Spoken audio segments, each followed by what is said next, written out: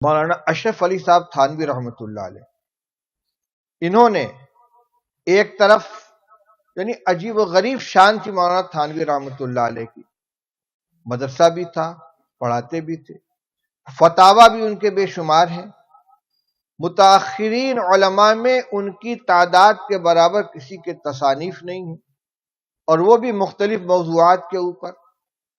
خانقاہ کا ایک مستقل سلسلہ تھا، اور اسی کے ساتھ ساتھ بدعات اور رسومات کے خلاف ان کا محاذ، اصلاح الرسوم، اغلاط العوام، بہشتی زیور، التکشف عن مہمات التصوف، جہاں جہاں انہوں نے کوتاہیاں دیکھی ان کی اصلاح کے لیے قلم اٹھایا، انگلی رکھی۔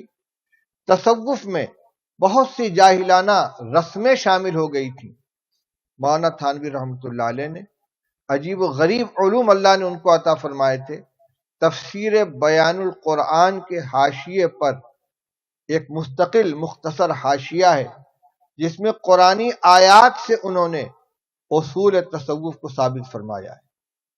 اسی طرح التکشف عن مہمات التصوف اور ایک کتاب مستقل ہے جس میں احادیث طیبہ میں ان اصول کو بیان فرمایا ہے جو اکابر صوفیہ و مشائخ کے یہاں پیش نظر ہوتی ہیں، جن کو پیدا کرنے کی کوشش کی جاتی ہے۔ تو یہ اس لائن میں، اس تصوف اور پیری مریدی کے لائن سے جو خرابیاں پیدا ہو گئی تھیں، ان کی اصلاح حضرت تھانوی رحمۃ اللہ علیہ نے کی۔